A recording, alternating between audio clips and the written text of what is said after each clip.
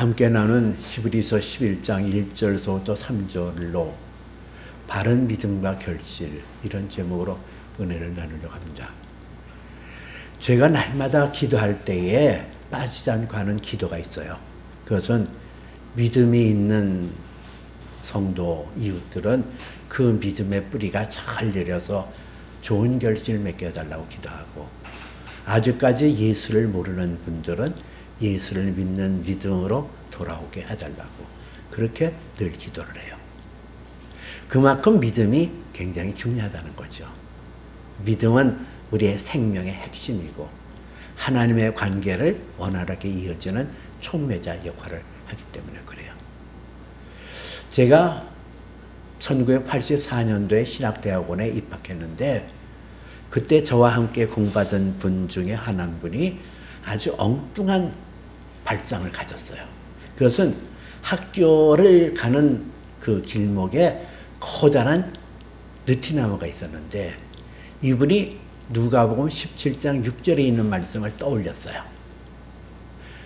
예수께서 이르시되 너희 중에 겨자씨 하나일 만한 믿음이 있더라도 이 뽕나무더러 뿌리가 뽑혀 바다에 신규라 하였을 것이요 그것이 너에게 순종하였으리라. 이분이 예수를 믿었잖아요. 그러니까 이분은 생각이 내가 겨자씨만한 믿음이 있지. 그래서 그 믿음이 역사하는 것을 보고 싶었어요. 또 요한복음 15장 7절에도 너희가 내 안에 거하고 내 말이 너희 안에 거하면 무엇이든지 원하는 대로 구하라 그랬거든요. 여기는 무엇이든지 원하는 대로, 영어 성경에 보니까 whatever you wish, 네가 바라는 모든 것을 다 응답한다. 그렇게 받아들였으니까 내가 예수를 믿었어요. 하나님의 말씀이 진리라는 것을 믿었어요. 그 진리의 말씀을 믿었기에 내가 그 말씀대로 구하면 반드시 하나님께서 응답하실 것이라고 믿고, 이분이 학교에 등교할 때에 그 뽕나무가 아닌 느티나무를 보고 예수의 이름으로 명하노니 뽑혀서 바다에 신기하라 이러고 구했어요. 그리고 학교에서 끝나고 하굣길에도 마찬가지로 느티나무를 향하여 이 나무가 뿌리째 뽑혀 바다에 신겨라. 그렇게 기도를 했는데 3년 내내, 대학원 3년 내내 기도했는데 그 기도가 40년이 지난 지금도 뽑혀지지 않고 있어요. 이게 어찌 된 거예요? 이분의 믿음이 뭐예요? 왜 그런 현상이 일어날 거예요? 우리가 좌절하고 우리가 때로는 기도가 뭐가 이렇게 중요한가 그렇게 생각하는 것 중에 하나가 내 기도가 땅에서 꺼진다고 생각하는 때가 있거든요. 기도해봐야 소용이 뭐 있어.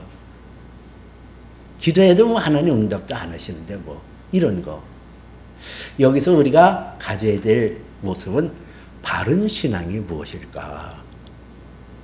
바른 믿음이 뭘까? 바른 믿음. 오늘 성경에서는 믿음은 바라는 것들의 실상이요 보이지 않는 것들의 증거니라 그랬거든요. 믿음은 바라는 것들의 실상 이렇게 얘기를 해요. 근데 영어 성경에 보니까는 to have faith라는 단어를 썼더라고요. 그냥 단순하게 faith이라고 얘기를 하는 게 아니라 to have faith, 믿음을 지닌 것 이렇게 얘기를 해요. 왜 그렇게 얘기했을까? 여기서 말하는 믿음이라는 것은 일반적인 사람과 사람 사이에 이루어지는 그 믿음이 아니라 하나님과 관계 속에서 얻어지는 믿음이라는 거예요. 그렇기 때문에 to have faith 이렇게 영어 성경에서는 기록하고 있더라고요. 그리고 이 믿음에 대해서 믿음은 바라는 것들의 실상이다 이렇게 얘기를 하잖아요. 이 실상이라는 단어가 원문 헬라에서는 히포스타시스라는 단어를 썼어요. 이 휘포스타시스라는 단어는 무엇의 아래에 이렇게 번역이 되어져 있고, 또 본체, 본질, 실제 이렇게도 얘기를 해요. 그 무엇의 아래에 이렇다는 것은 그 아래에 무엇인가 있다는 거예요. 담겨 있다는 거예요. 그 믿음이라는 것은 허상이 아니라 그 믿음에 분명한 어떠한 무엇이 담겨 있다는 거예요. 그것이 실상이라는 거예요. 그것이 무엇이냐 이거죠. 믿음이라는 것에 담겨 있는 게 있거든요. 믿습니다 할 때 그냥 허무맹랑한 허상을 우리가 바라보는 것이 아니라 그 안에 어떤 핵심적인 본체, 본질이 담겨 있다는 거예요. 그게 뭘까? 빌립보서 2장 13절에서는 너희 안에 행하시는 이는 하나님이시니 자기의 기뻐하신 뜻을 위하여 너희에게 소원을 갖고 행하게 하시느니라 그랬거든요. 여기서 말하는 하나님의 기쁘신 뜻이 이 실상이라는 의미에 담겨 있다는 거예요. 하나님의 기뻐하신 뜻. 여러분, 하나님의 기뻐하신 뜻이 뭘까요? 하나님이 뭐를 기뻐할까요? 창조의 원리가 사랑이거든요. 모든 만물을 창조할 때 그 창조의 모든 것은 하나님의 사랑을 나타내고 그 사랑의 흔적이 만물 가운데 드러나게끔 되어 있어요. 그리고 또 우리를 하나님의 형상과 모양대로 창조함을 받게 하신 그 목적도 하나님은 사랑이잖아요. 사랑하는 하나님이 나를 향하여 그 사랑의 결실을 얻고자 하는 것이 하나님의 뜻이라는 거예요. 그러므로 이 믿음이라는 것에 담겨 있는 것은 하나님의 뜻, 하나님의 사랑의 성취, 하나님의 사랑의 결실이 맺어지는 게 이 실상이라는 의미고 믿음의 본질이거든요. 그렇기 때문에 하나님의 사랑이 내 가운데 열매 맺고 그 과정 속에 어떤 기간이 필요하거든요. 기간이 필요해서 내 안에 하나님의 사랑이 익어지고 그 안에서 결실을 맺게끔 돼 있잖아요. 그냥 어느 날 사랑의 결실이 어느 날 갑자기 뚱땅하고 나타나는 게 아니라 그 사랑에는 시간이 필요해요. 그래서 우리가 하나님의 사랑의 결실을 맺혀지기를 원하는 그 바른 믿음이 내 안에 있다고 한다면 하나님의 때에 하나님의 뜻이 이루어지는 것을 바라는 것이 필요하다는 거예요. 성경에도 그날과 그때는 하늘에 있는 천사들도 모르고 아들도 모르고 오직 아버지만 아시느니라 그랬거든요. 그날과 그때는 아무도 모른다 그랬어요. 하늘의 천사들도 아들도 모르고 오직 아버지만 아느니라. 이 때와 기한이 왜 하나님께 속했냐. 이거를 믿고 기다리는 이 자세가 우리에게 필요하다는 거예요. 내가 하나님 앞에서 바라고 기다리는 것이 내 때에 내가 원하는 그 시기에 응답되기를 원하는 것, 그거는 바른 믿음이 아니거든요. 이 바른 믿음이라는 것은 하나님의 때에 하나님의 방법으로 이루어질 것을 믿고 그 때와 기한을 하나님 앞에 내맡기고, 사랑은 오래 참고 그러잖아요. 사랑은 오래 참고 그 사랑의 결실을 맺어주는데 기다림이 필요하고 그 때와 기한은 내게 속한 게 아니거든요. 이거를 바라는 거, 이게 믿음의 바른 모습이라는 거예요. 조지 물러라는 분이 계세요. 기도의 응답을 평생에 5만 번 받았던 분. 독일 사람이지만 영국에서 고아들을 위하여 사역했던 분이에요. 이분의 특징은 어느 재정적인 도움을 받기 위해서 사람에게 구한 것이 아니라 철저하게 하나님 앞에 구해서 많은 고아들을 양육했던 그런 분이에요. 이분이 자기 친구 5명을 위해서 50년 동안 구원을 위한 기도를 했대요. 근데 그 5명 중에 3명은 그의 평생의 응답으로 예수를 믿었는데 두 사람은 그 조지 물러가 죽기 바로 직전에 예수 믿고, 또 한 사람은 그 조지 물러가 죽은 다음에 장례식에서, 왜 꼭 그렇게 믿어요? 장례식에서 예수를 믿었대요. 근데 이 조지 물러라는 분이 하나님 앞에 기도 응답을 받을 수 있었던 비결이 여기 나오고 있거든요. 뭐죠? 기다림. 이 믿음에 기다림이 있어요. 바른 믿음이에요. 그가 5만 번의 수없이 많은 기도의 응답을 받았던 그 하나의 핵심적인 원인은 하나님을 사랑했고, 하나님을 믿었고, 하나님을 바라봤기 때문에 그 기한과 때를 하나님 앞에 맡기면서 하나님 앞에 구했다는 거예요. 여러분, 이런 자세가 필요하거든요. 내 기도가 지금 당장, 어떤 분이 그렇게 기도했잖아요. 성격이 급한 사람이, 하나님, 내가 성격이 너무 급해요. 이거 고쳐주세요. 지금 당장 내 성격을 고쳐주세요. 그렇게 얘기했다는 분의 얘기도 있잖아요. 때와 기한은 하나님께 있는 거예요. 내게 있는 게 아니거든요. 내 때에 있는 게 아니거든요. 마태복음에 보면 너희는 너희를 위하여 보물을 하늘에 쌓아두라. 거기는 좀이나 동록이 해하지 아니하고 도둑이 구멍을 뚫지 못하며 도둑질도 당하지도 못하느니라 그랬거든요. 여러분, 우리의 기도가 바른 믿음에서 하나님을 바라고 때와 기한을 하나님 앞에 맡기게 되어지면 그 기도는 하나님 나라에 쌓여져 있어요.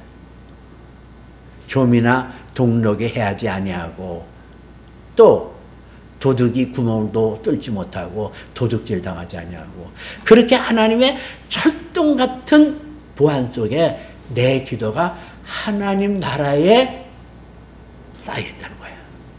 그래서 그 하나님에게 향했던 그 기도가 하나님 나라에 쌓여서 하나님께서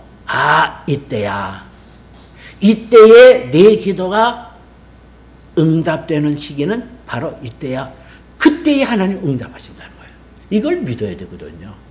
내 평생에 내 기도가 응답되지 않았다 할지라도, 내가 바라고 구하는 때에 하나님께서 응답지 아니한다 할지라도, 내 기도는 하나님 나라의 철동같이 안전한 그곳에 보관되어 있어서 하나님께서 그분의 때에 그분의 방법으로 내게 응답하심을 내가 굳건히 믿는 그 믿음, 이게 필요하다는 거예요. 언젠간 이루어지거든요. 내 기도가 땅에 떨어지는 법 없어요. 반드시 내 기도가 그러죠. 조건은 뭐예요? 바른 믿음에 의하여 그 결실이 맺어진다는 거예요. 이 바른 믿음이라는 것은 목표를 향하여 절대로 뒤로 물러가거나 때로는 낙심치 아니하는 것이 중요하거든요.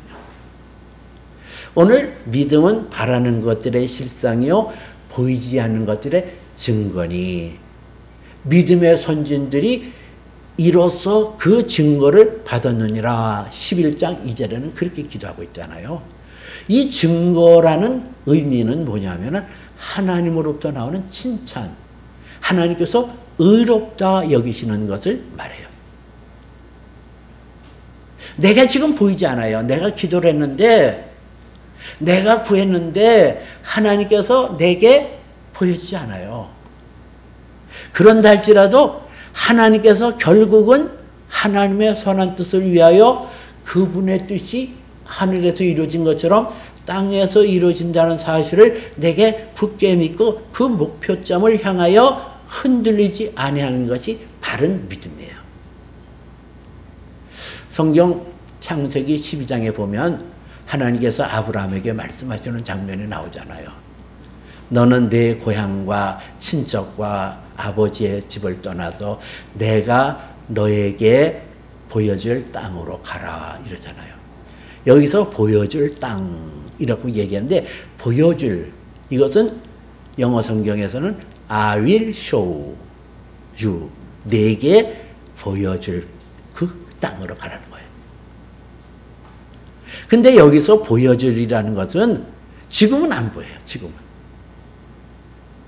지금은 안 보이는데 하나님께서 순간순간마다 내 길을 지도하실 것을 약속하시고 그 길을 가라는 거예요. 그 길을 갔더니 어떤 결과가 나와요? 아브라함의 일생을 보니까 그 길을 갔더니 그가 머무는 곳에 기근이 들었고 하나님께서 인도하는 그 길을 갔더니 자기 아내를 왕에게 빼앗기는 참담한 지경에 이르기도 했고 한 번만 된 게 아니라 두 번씩이나 사랑하는 자기 아내를 빼앗기는 수모를 겪기도 하잖아요. 근데 여기서 믿음이라는 게 뭐죠? 그 수모를 겪으면서도 결국은 하나님의 선한 뜻은 내게 약속하신 것은 이루어지고 그분이 내게 향하신 그 뜻은 이루어진다는 것을 굳건히 믿고 아브라함은 바랄 수 없는 중에 바라고 믿었더니 하나님께서 저를 의롭게 여기셨느니라 한 것처럼 하나님의 증거를 받았다는 거예요. 그 길을 갔어요. 마치도 우리가 차에다가 내비게이션을 장착하고 길을 떠나면은 캄캄한 밤이 온다 할지라도 막 비가 막 쏟아지고 막 그렇게 한다 할지라도 천둥번개가 친다 할지라도 우리는 내비게이션의 말에 따라가잖아요. 좌측으로 갔어요. 우측으로 갔어요. 그 말을 순종하고 따라가잖아요. 왜? 뭘 믿기 때문에. 이 내비게이션은 끝내는 내가 원하는 그 목적지로 인도해 줄 것을 믿기 때문에 그 내비게이션의 방향 설정에 대해서 군말하고 따라가잖아요. 내가 왜 왼쪽으로 가야 되는데? 내가 왜 바른 쪽으로 가야 되는데? 그러지 않잖아요. 이게 바른 믿음을 갖는 사람들의 모습이에요. 하나님의 선한 뜻을 이루기 위하여 하나님의 그 온전한 뜻 하나님께서 우리가 죄인 됐을 때 그 아들 예수 그리스도를 보내심으로 우리에게 대한 하나님의 사랑을 확증하여 나타내셨다 하는 말씀대로 하나님께서는 나와 하나님과 관계 속에서 사랑의 관계 하나예요. 따지고 이렇게 들어가면은 하나님의 뜻이라는 것은 나를 하나님의 사랑의 존재로 하나님의 사랑의 대상으로 나를 창조하셨고 그 하나님의 변함없는 unchangeable love 변함없는 사랑 endless love 끊임없는 사랑 forever love 영원한 그 하나님의 사랑이 내게서 열매 맺고 꽃 피우는 그거를 하나님께서 원하신다는 거예요. 여러분 이 바른 믿음이라는 것은 하나님이 나를 사랑의 대상으로 부르셨고 그 사랑의 결실을 맺기 위하여 나를 인도하여 준다는 사실을 내가 확고하게 믿고 따라가는 그게 바른 믿음이에요. 근데 문제는 이 하나님의 뜻이 내게 임할 때 어떤 반응을 갖느냐가 중요하거든요. 에스겔서 17장 1절에는 이런 말씀이 나와요. 하나님의 말씀이 내게 임하여 이르시되 이렇게 얘기하고 있거든요. 하나님 여호와 하나님의 말씀이 내게 임하여 이르시되 이럴 때에 그 영어 성경에 보니까 The word of the Lord came to me 이렇게 나와요. 하나님의 말씀이 came to me 내게 이르렀다. 하나님은 지금도 살아계셔서 하나님의 말씀으로 내게 나타나시거든요. 성령의 감동과 성령의 인치심을 통하여 내 안에 하나님의 말씀이 떨어지고 그 말씀이 내게 열매 맺도록 하시는데 그 하나님의 말씀이 내게 나타날 때 어떤 자세를 가져야 되는가 이게 중요한 거예요. 목욕탕에 어린 아들과 목욕을 하러 간 분의 얘기가 있어요. 이분은 목욕탕에 그 욕탕에 들어가니까 뜨끈뜨끈한 물이 아주 좋거든요. 그러니까 아 시원하다 시원하다. 얘야 너도 얼른 들어와. 왜 이렇게 시원하냐. 그런 거예요. 그 아들이 바깥에서 물장구 치다가 지 아빠가 그렇게 얘기하니까 들어가서 발을 담그는데 웬일로 뜨거워요. 그러니까 뜨거워라 하고 그냥 나오면서 하는 소리가 에휴, 세상에 믿을 놈 하나도 없네. 그런 얘기 있어요. 이게 왜 그런 현상이 일어날까요? 아버지가 갖는 시원함의 의미와 아들이 갖는 시원함의 의미가 다르기 때문에 그래요. 하나님의 생각과 우리의 생각이 달라요. 하나님께서 우리를 부르시고 우리에게 말씀하실 때 하나님의 생각이 우리 생각과 다르다니까요.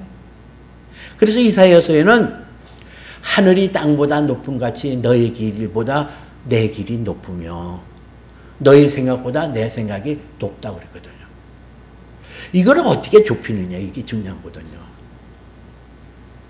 내 식대로 판단하면 안 돼요. 내가 하나님 앞에서 내게 이렇게 말씀하시는 이 뜻이 무엇을 원하실까? 무엇을 이루시려고 할까를 하나님의 관점에서 봐야 된다는 거예요. 내 관점으로 바라보고 내 관점으로 이해하려고 하는 것은 바른 믿음이 아니라니까요. 하나님의 관점에서 하나님께서 원하시는 것을 우리가 이뤄야 돼요. 그것을 잘 나타내는 얘기가 성경 창세기에 나오는 이삭의 아들 에서와 야곱의 이야기를 통해서 볼 수 있어요. 여러분들 다 잘 아다시피 야곱과 에서는 쌍둥이잖아요. 같은 태에서 한 날 같이 나왔잖아요. 그 에서와 야곱이 아버지 이삭으로부터 못이 박히도록 들었던 얘기가 있었을 거예요. 그것은 아브라함에게 약속하셨던 복이에요. 너희 할아버지가 하나님 앞에 부르심을 받을 때 너는 복이 될지니라 그랬어.